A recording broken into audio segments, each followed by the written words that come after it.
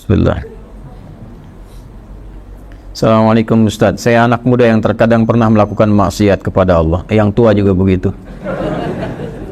Lalu bertobat lagi, maksiat lagi, berbuat lagi.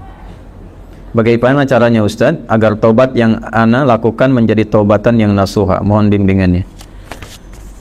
Quran surah keempat ayat 17. Bismillahirrahmanirrahim. Innamat taubatu 'ala Allahi lilladzina ya'maluna as-su'a bijahalatin thumma yatubuna min qarib. Faulaika yatubullahu 'alaihim wa kana Allahu 'aliman hakima. Kalau tobat mau benar itu, pertama ketika menyadari ada perbuatan salah, seketika bertobat. Saya ulang ya. Ketika menyadari ada perbuatan salah, seketika apa?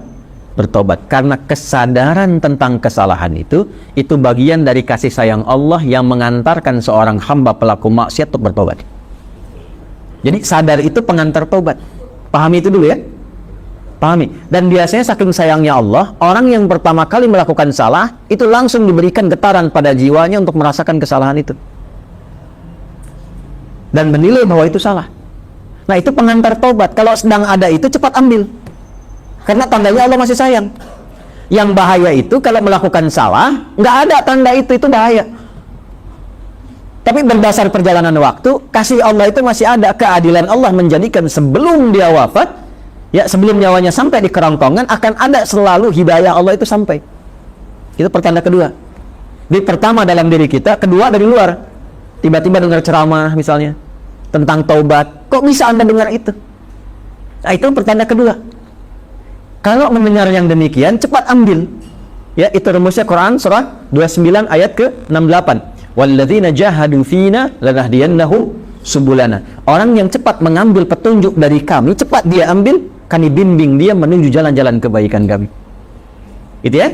Demi Allah saya katakan, sepanjang berbuat salah apapun, itu selalu ada getaran yang menyimpulkan itu salah. Ya, bahkan ada pencegahan dulu. Nggak percaya begini ya, nggak percaya. Keluar dari sini pulang, nanti coba aja nih, pakai sendal orang lain. Tapi jangan diteruskan, coba aja. Ya, jangan dipotong video saya. Coba, jangan diteruskan. Itu begitu akan dipakai, pasti hati kecil mengatakan itu bukan punya kamu. Itu pencegahan namanya. Begitu dipakai, dipaksakan pakai, nanti di pertengahan ada rasa lagi, kamu salah. Nah, itulah pengantar taubat. Ikuti, kalau diikuti istighfar, astagfirullah, balik lagi, dikembalikan pakai pada yang kita miliki. Itulah taubat. Ya, jadi itu rumus pertama. Kalau sudah ada rumus pertama itu, istighfari dulu, sesali, dan minta petunjuk kepada Allah untuk dikuatkan bertahan dalam jalan taubat itu. Tinggal nanti kadar maksiatnya, apakah dia ringan, tengah-tengah, atau kadar maksiat berat. Kadar maksiat berat itu yang sudah jadi kebiasaan. Biasanya pada yang terakhir ini, mohon maaf, tidak seketika biasanya. Kecuali ada kejadian besar yang membuat dia bisa meninggalkan itu sama sekali.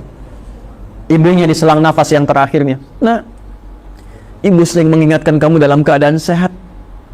Sekarang menjelang kematian pun yang ibu rasakan, ibu ingatkan lagi. Apakah dalam keadaan ibu yang sudah sekarat ini mengingatkan kamu belum mau tobat juga?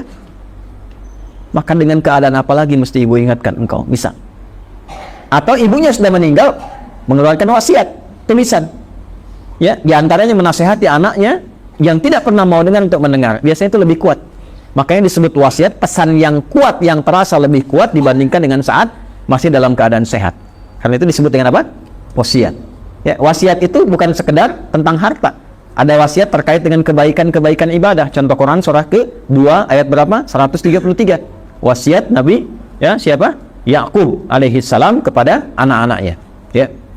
Saya teruskan. Maka teman-teman sekalian, Bapak dan Ibu sekalian, kembali kepada pertanyaan yang telah disampaikan ini. Kalau Anda kebiasaannya yang berat, misal sudah tobat, dilakukan lagi, tapi biasanya kalau sudah tobat kadarnya lebih ringan, maka rumusnya apa? Tobat lagi, terus tobat lagi, terus tobat lagi, sampai berusaha kita maksimal hilang kebiasaan itu, atau wafat kita dalam keadaan sedang berusaha tobat atau sedang tobat. Maka itu punya nilai di hadapan Allah Subhanahu wa Ta'ala. Yang terakhir, ini yang lebih kuat, rasakan saat akan terdorong berbuat maksiat itu lagi seketika diwafatkan oleh Allah Subhanahu wa Ta'ala. Itu yang paling kuat. Misal, sudah taubat, pengen maksiat lagi. Rasakan saat maksiat itu wafat. Itu yang paling cepat mencegah dari perbuatan buruk, sehingga insya Allah dari salah bisa berpeluang menjadi saleh.